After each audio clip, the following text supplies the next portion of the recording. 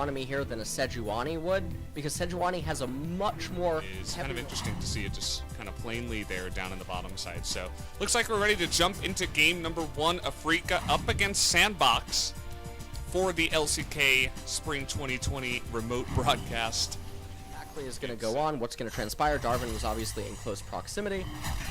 Oh boy, here we go. Already Lonely is being bullied up here. They're going to land the Arctic Charge here. Is it going to be the flash? Yes, it will. First blood will go. Is putting on a clinic. We might have a trade here.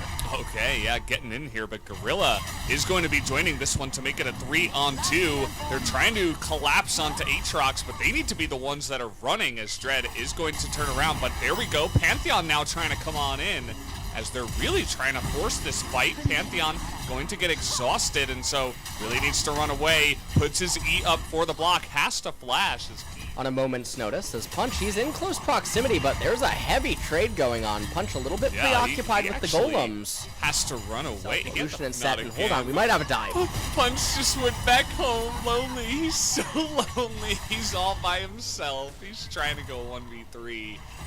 But, you know, honestly, he's doing a really good job so far. But he is going to get stunned up. I think this is pretty inevitable. He tries to get. Looks like he was able to get away from that one. The skirmish is all over the map. Double exhaust does come out, as you mentioned. Gorilla's going to eat the whole culling as the flash just barely not going to have the angle to finish him off. And now we have a big rotation coming in from Sandbox, Mystic, and Jelly. No flash and no way to get out of that one. Jelly is going to abandon the ship, join the fight, but he's kind of being zoned by the Scuttle Crab, and now we got the Pantheon in a really awkward spot. He's just going to get dunked, and he's going to bait Keen in there as well, who immediately just superplexes into the backline just to die. So immediately 2 members of Afrika go down. The Dragon absolutely. And when that happens, with all the resistances getting stacked up, I mean, we have a kill happening here in mid, but first down, but it's a 1-for-1. Yeah, and this is a nightmare situation for Afrika. They'll do anything, and remember, this is what we talked about in regards to the Herald. Go ahead, you can play-by-play this. Go ahead. I mean, you're the WoW guy. No, you need to scream. Not. You're the play-by-play, Valdez. I need you to say Leroy Jenkins. Actually not.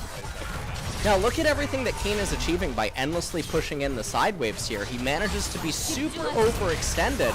Gonna actually superplex items also completed for Lonely on the Aatrox. And you just look at the items on all the champions and it favors Sandbox so much. Keen going on in there, trying to burst down Punch. They nearly get him, and Dove is going to live with a flash away, but Punch will be the first casualty here. Dove zoned out, but it doesn't matter because down on the bottom side, Root is gonna pick up a double kill. Afrika heavily losing this fight up against Root. Keen not able to carry it by himself in the back line, trying to snipe down Dove, but stopwatch, pretty good item for both of these guys, and that is going to be the big team fight win for Sandbox, as they should pick up this Mountain Soul. Yes, kept pushing side lanes. They never utilized the mid-game Grand Skyfall. They could never break the mid-tier 1 turret.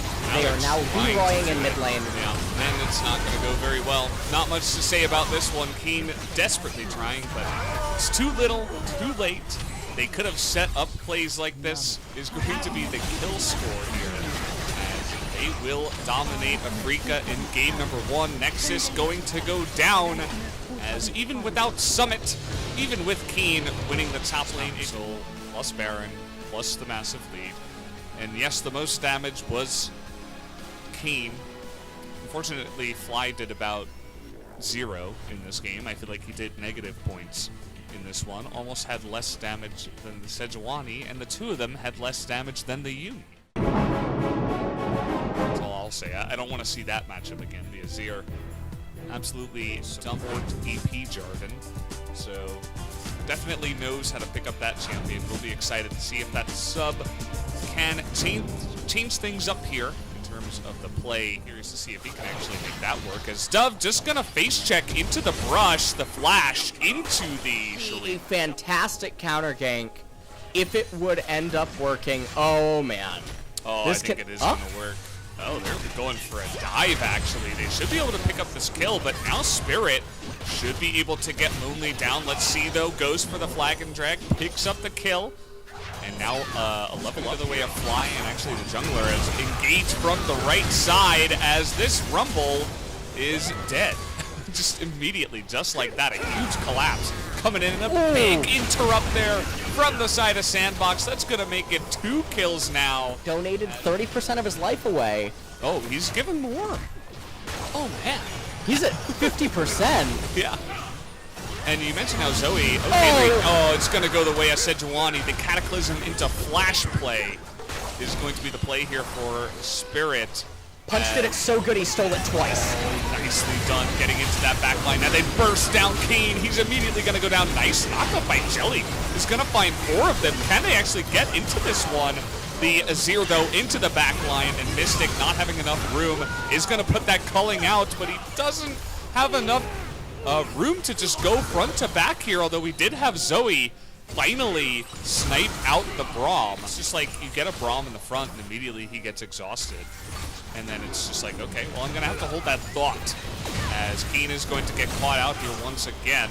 He's burning down Root. He's doing a good job there, but he's still caught. So down he will go. Look to engage, but Punch coming in from behind. They're trying to go in the front side here. Big equalizer into the backline. Dub. Oh, and a really perfect stopwatch as Keen is desperately trying to do it. It doesn't matter how well he plays because he's still going to get dominated at this point in the game. Down will go Jelly at the same time, make that 3. As I just don't see a way. There is no Gandalf coming over this mountain. Okay, well, they get the combo down, and it just does not matter at this point. Even Gorilla, okay, well, he is going to go down. Dub going to just slap the 2 members that tried to get into that back line as Keen, again, going to get stunned up and smacked here by Lonely in the front. Not going to be able to save that damage onto Punch as Fly is desperately trying to do something in this game, but is not going to be able to, as even the Trouble Bubble is going to miss. And down will go the Nexus as Sandbox will take the 2-0. As take a look at the damage chart, Azir topping it. Zoe tried to do her best this game, but it just wasn't set up. Afrika, they tried to pivot off theme on R5 to save it. It was really just too far behind. If some people are wondering, well, what would have been a better champion in a spot like this to try to control things? One of the first thoughts in my mind is actually Veigar. Would have been a pretty good R5 spot for Afrika. Veigar